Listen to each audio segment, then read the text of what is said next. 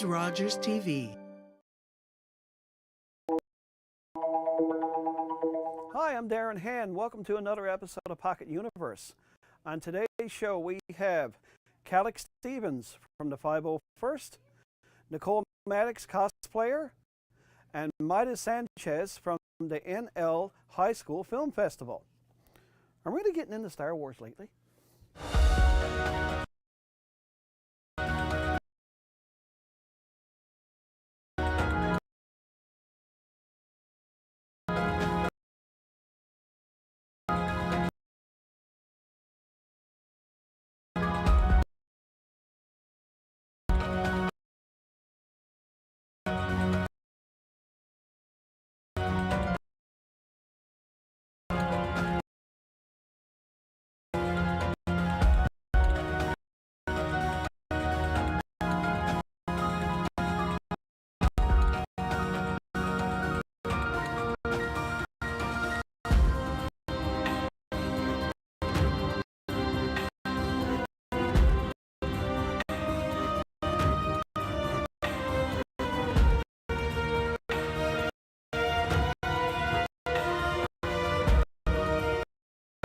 And I'd like to welcome Cealloch with the 501st to the show. Welcome. Thank you. Tell us all about the 501st, what it is, and how it relates to Star Wars. Well, the 501st Legion in Star Wars, they're Vader's personal group of stormtroopers, so that's who we're named after. Okay. The group itself, I think, officially kind of started in 1997, and it's a volunteer charity costume group. Okay, and what do they do? Yep, so basically what we do is we go to different events. We dress in screen-accurate costumes. So basically we look like we just walked off the set. Okay.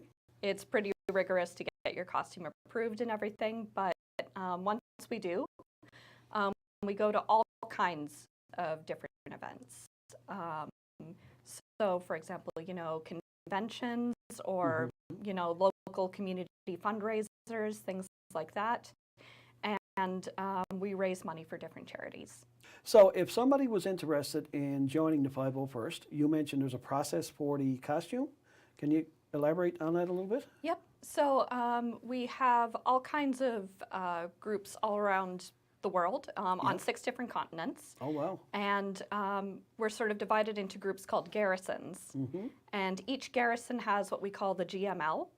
And the GML is basically the person in the club who's in charge of basically checking the photos of your costume and seeing like, okay, is this screen accurate to the costume? It can be, little things like, are the dings on Boba Fett there on the helmet, things like that? Are they in the right spot? Is, the paint the right color?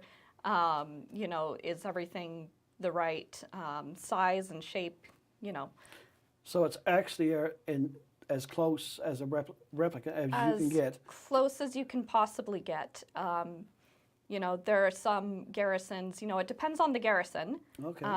But some of them, there is such a thing as being too short to be a stormtrooper.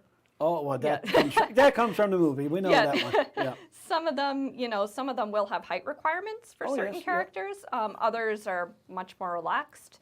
But, it all kind of comes down to the GML and, your group and how, accurate they really, really want to be. So I'm like 5'6". I wouldn't be a good stormtrooper. I'd probably be a little low. You might be.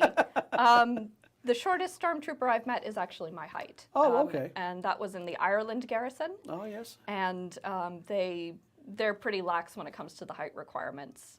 Very good. Which is good because my character, who's right here, is 6'1". Oh, okay. And I'm quite short. And you are what character? What character is my this? main character, that's General Hux. Oh. So he's the new movies. I sense a little bit of disdain. Oh, I don't like him. Oh, you don't like him? Don't like him. Don't like him. Don't like him. That's a nice character, though. Yeah. Now, there's a local garrison here in Newfoundland, or is it Eastern Canada? Yep, it's how's the that done? Atlantic Garrison. Atlantic Garrison. Yep. So there are a few members here in Newfoundland. Yep. But we're all the Atlantic provinces are all part of the same garrison. Okay. So just without giving out any names, of course, here in Newfoundland, what characters are here that people might see at a convention or an event, like from the 501st? Is yours General Yep. Hux? Yep. I also do a Jawa. Okay, neat. Yep. They're, for people not familiar with Star Wars, they're the little guys who run around and they steal everything. Yeah, I see them on Mandalorian. They're like, yeah, you want something, they'll go get it from somewhere. It's from somewhere. Yeah, they through don't ask some no means. questions. Yeah, don't ask no Yeah, questions. you know, keep an eye on your valuables when they're around. Yeah. Yep. So you dress as one of those? Yep, one of those, and you'll definitely see a lot of stormtroopers. Okay. Yep. And now, I think one time I ran into a sand person or something here that was in the group too, maybe? Probably yes. Probably yes. Excellent. So, okay, so there's an Atlantic Garrison?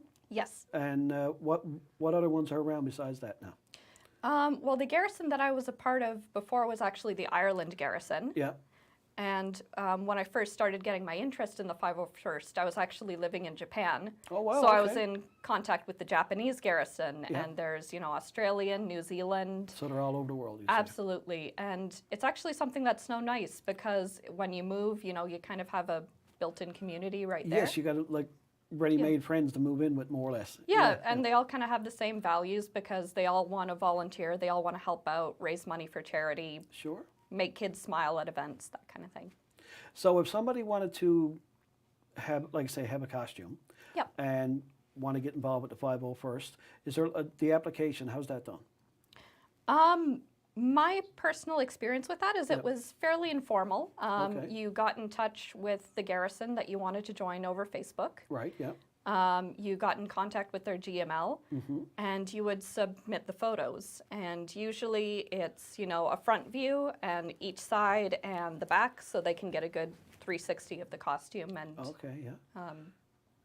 they So something like, and it could be any costume at all on Star Wars. any costume at all on Star Wars. On the 501st website, Yeah. they'll have the different costume requirements, Mm-hmm. and they'll have it broken down for pretty much every character that you can think of. Yeah. And you go to the character and you can look up like, okay, this needs to be this color, this needs to be this type of cloth. Right. You need, you know, things So like with that. the new TV shows that are coming out now every week, the book of Boba Fett, The Mandalorian. Now, if they throw a new character on, how quick is that up on the site for someone to be a part of? Fairly quick. Oh, is it? Okay. Yep. I actually know people already who have gotten their Mandalorian costumes together. Okay. And, you know, because of COVID, there haven't been as many opportunities to actually go out in costume and do things. Right. Yes. Yeah. But from what I am aware, there are members who have costumes that they've been working on during quarantine, and they're Yeah. kind of ready to get out. And As soon as they can get out in the world again. absolutely. Excellent. Perfect. Well, Cealloch, thank you very much for coming on the show today, telling us about the 501st. And we'll be right back after this.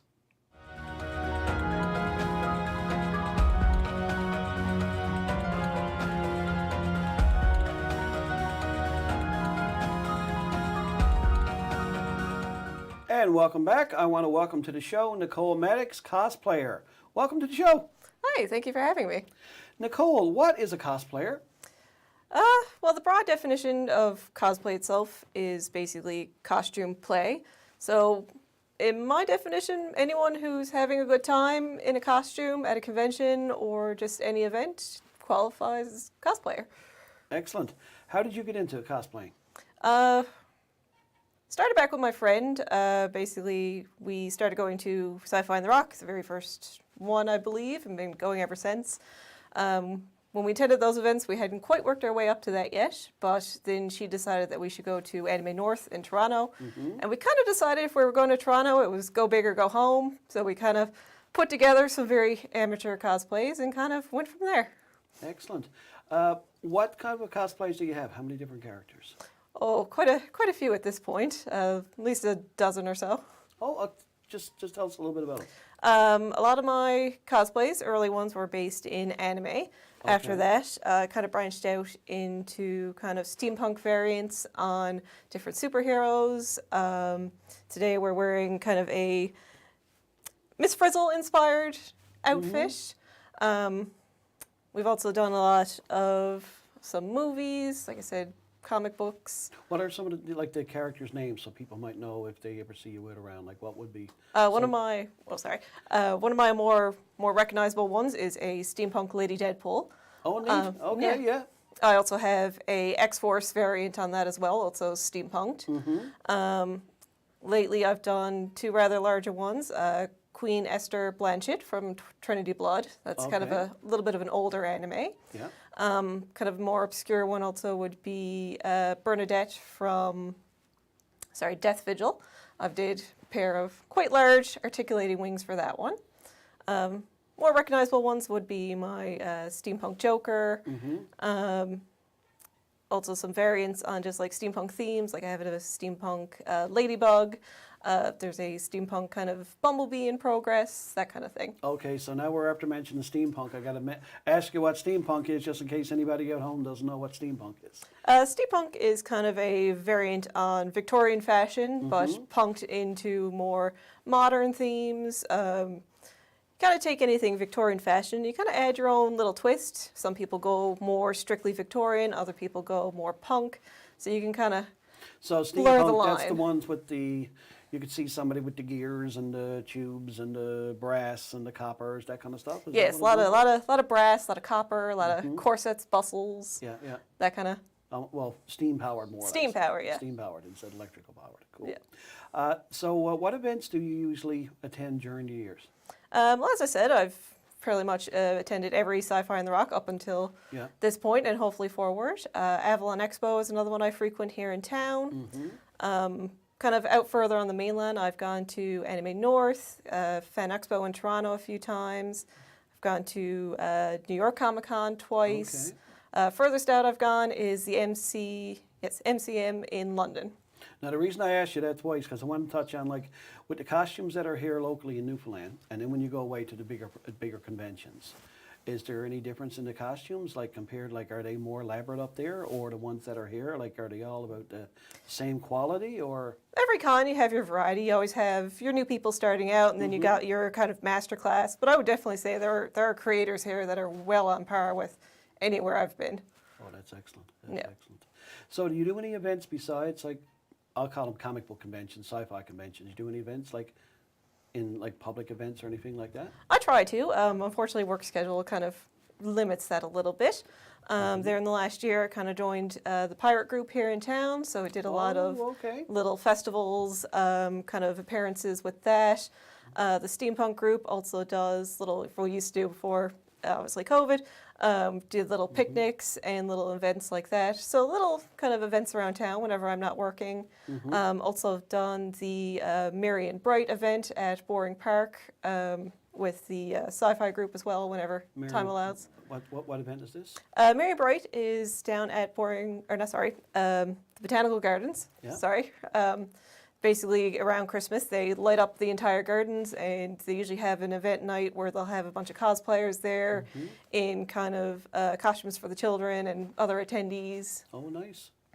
So now, if somebody wanted to get into cosplaying, what would you suggest for them to start out with? Like, how would you what would you tell them to do? Like, go buy a costume and like a commercial costume and build on that, or would you suggest just start finding the character you like and build a costume up?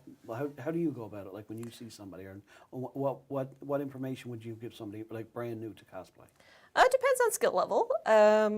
Basically, when we started out, I had limited sewing knowledge, so I started out with, I bought a few thrifted items and kind of built onto them from there. Then in the next year, I kind of tried sewing most of it. So yeah, if you want to just start out and get your feet wet, go out and kind of get a costume, and you can kind of tinker with it yourself.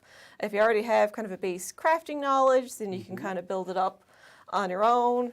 But yeah, it doesn't matter really where you start. Like most people do start with thrifting or buying outfits and then building upon them. But if you already have a base knowledge, you can kind of try going full force right from the beginning. I see at the conventions now, a lot of conventions do what you call like a weapons check. So with a lot of cosplays now, with cosplayers, are people recommending that like you don't do the swords and the guns and all that? Or do cosplayers still include all that kind of stuff? Like the swords and the guns and the knives and all that kind of stuff? From what I've seen, no, props are like a full array of props is still acceptable. Like if your character has like knives or guns, that's still good. You do have to be sure you check your convention's material lists. Like a lot of conventions will ban metal props, so you got to make sure that there's no metal in your objects. Okay, yeah. If it's a replica gun, some of them will have a mandate that you'll have to have like the little orange cap to Yes. show that it's not obviously a real gun. Right. But yeah, most conventions will have usually a detailed list posted on their sites of what is and isn't allowed. But for the most part, you can make replicas out of foam, sometimes wood, anything that not too dangerous. Not too dangerous, no. Yeah. Great. So Nicole, if someone wanted to get in contact with you, how would they go about it? Right now, I have a Facebook and Instagram page, both under Mayra Maddox Cosplay and Creations. Perfect, great. Okay, Nicole, I want to thank you for coming on the show today, and we'll be right back after this.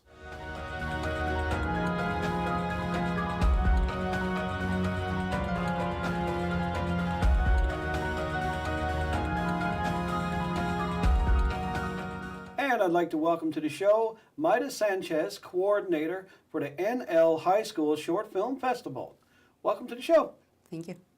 Tell us all about the NL High School Short Film Festival. That's a mouthful. It is. I avoid to say it out loud too. Yes. So it started, I think it was, the idea came up maybe in the fall, like early fall maybe. And it was with the purpose of just attracting more people, more young people to the film industry, because we've had so many productions in the province. There were, Cealloch Ridge, Hutton and Rex, Astrid and Lily, and then we had Disney, and then there were a lot of independent films, such as, I think it's, I'm not going to say the name because I don't remember. That's okay. Exactly. But there were feature films too, right? Sure, Short yeah. films. Yeah. And we realized how much potential there was for young people to actually just join the film industry in NL. And we reached out to CNA to look for some people and stuff. But anyway, so that's going back too much. Yeah. We thought that there could be a space for young people to just try it out. Right? Okay. So in December, we had a symposium, and some of the judges for the show, for the event, they actually went online. We had like a 3-day symposium. Rick Mercer, Jerry Rogers was there, Diane Foley, she's one of the directors for Hutton and Rex. Yeah. Veronica Diamond, who's really funny. I don't know, she's a local, like St. John's comedian, writer, comic book artist. She does everything. Yeah. And we also have Pat Condon, who's done some feature films. One of them is, I don't remember if it's actually, he's done some movies, Okay, one of yeah. which is, I don't That's okay. You don't, that's it's, okay. okay. And so we just invited people that were local, professional filmmakers, Yeah. or producers. Even Mary Walsh was there. She joined in, Alan Hocko. And so we tried to get kids pumped with this Sure. filmmaking. We even showed behind the scenes for Hudson and Rex. Yeah. One time Paul took because he was going to interview Justin Kelly, who's Jesse in Hudson and Rex. Sure. Yeah. Yeah. So kids were really excited, but we already knew about the festival. We're just not. Yeah. Now, I'm going to interrupt you for a second. Now, you keep saying we. Who are the organizers of okay. this? Go right back to who runs it and who came up with the idea. So it was something that Pope Productions and Take the Shot worked together on. Okay, and Pope Productions and Take the Shot. Yeah, so it's are two local. Paul Pope. Yeah, Yeah. so two local producers, Paul Pope and John Batcher. Yeah. And they just kind of got together and they said, well, let's have a film festival for young people, because you have to get them started young, right? That's right. Yeah. Show them that there are opportunities here in the province. Yeah. So I work for Paul, so I was just kind of like, hey, coordinate a festival. I'm like, okay, I've Yeah. coordinated 0, but Yeah. I'll see how this goes. Well, nothing crashed and burned. Well, that's Served good. a little. That's good. Served a little, but Yeah. so we started getting entries on the 4th. We opened up the entry portal. That sounds very sci-fi. That's okay. That's good. We opened up the submissions on January 4th, and we were a little worried because COVID had spiked at that point. Omicron had closed down the schools. We had sent a poster to every single school in Newfoundland and Labrador. Yeah. Now, that was January of what year? January 2022. 2022 of this year year, now. yeah, because the symposium and the plan was like maybe November 2021. Okay, yeah. And then Tom Osborne, the Minister of Education, he announced the festival and our symposium. Yeah. And then we were worried, so the deadline was the 15th of January. But we had to extend it because we had very few films, right? Sure. And we were like, okay, to the 30th, let's extend it. And that gave kids a chance to work on them. And suddenly we ended up with 51 films. Oh, that's great. So yeah, and not just, it's not just the number, it's the quality of the films. Paul Pope said that the films that he was watching, they exceeded his expectations. He's like, oh, that's good. He said that, yeah, I was expecting this to be something like when I was in high school, but they were, like Veronica Raymond that said that the talent was just wild. That's so, amazing. Because she was the judge for the comedy section, right? And she had a really hard time. And all the judges said that they had a really hard time picking a winner. So is this something that's going to be going on now every year? Yes. Okay. We want to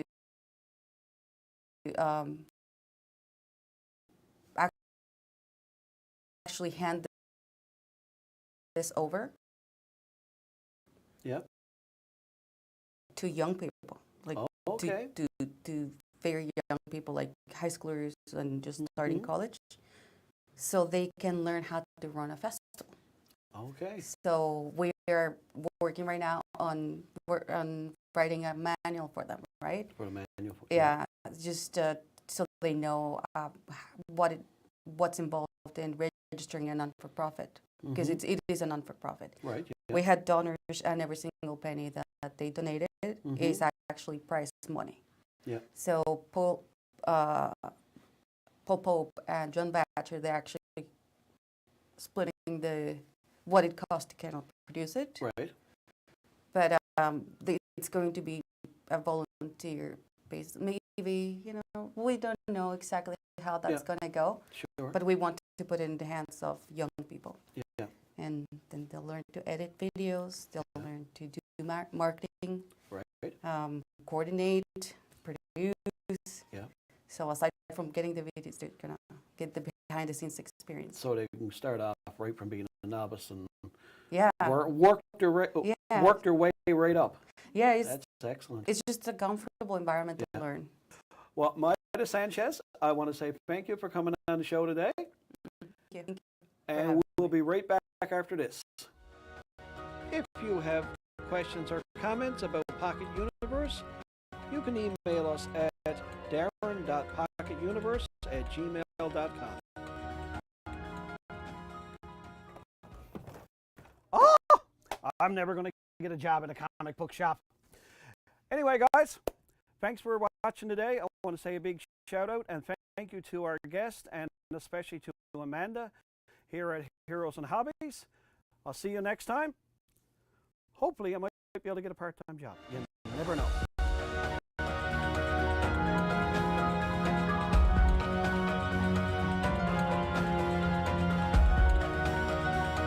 Get him, Spider-Man!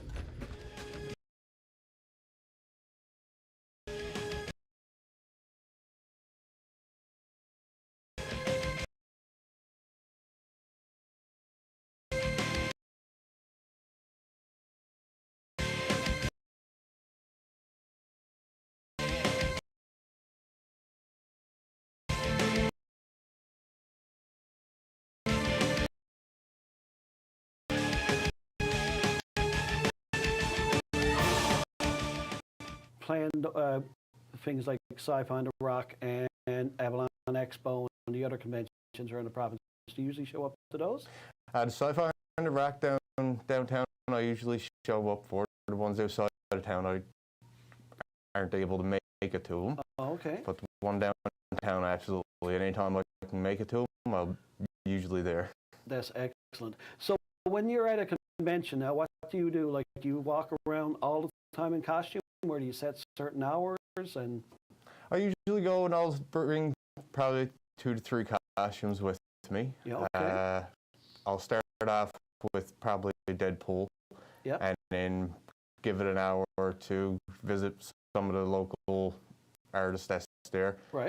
get some pictures done in that cosplay, and then Yep. go and change it up and break up the day. Oh, okay.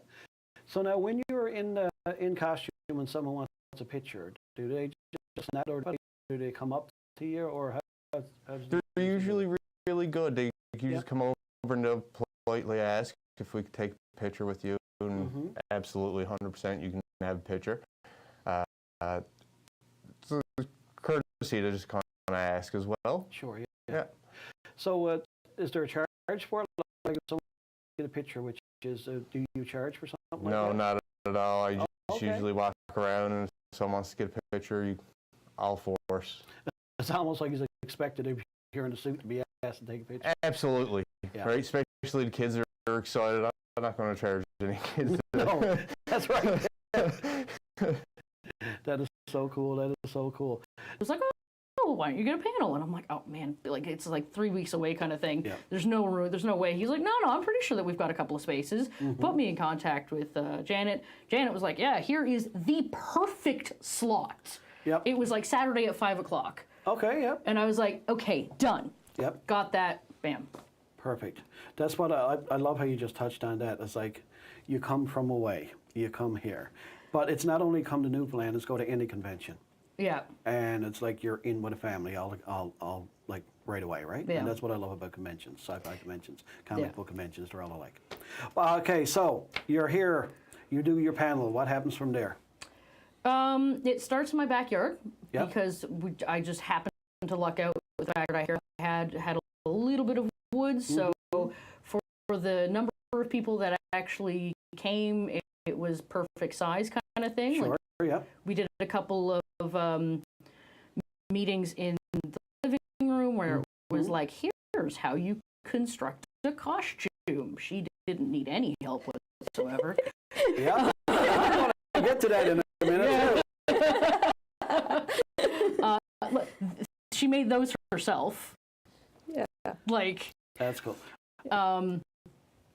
and then we had a couple of bits outside where it was like, here's how you throw a mana packet, because to cast your magic, Yes. you need mana. Now, Okay, so we got a live demonstration of stuff here now. Oh, that's okay about that. yeah, That's a Show it. kind of poofy one. yeah, It's a And little bit of bird seed. wrapped up in, yeah. So what is the, okay, so we're LARPing. Yeah. What is that? What do you do with it? So this is This program is brought to you by Ignite TV. Now you're in command. Visit Rogers.com for more details.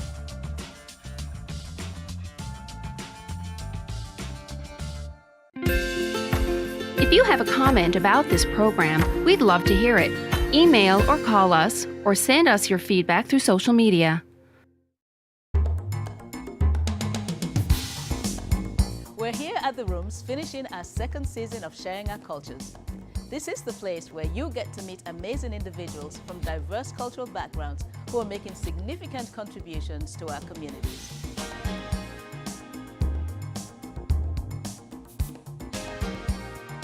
Join us for Sharing Our Cultures on Rogers TV, Channel 9. That he fell.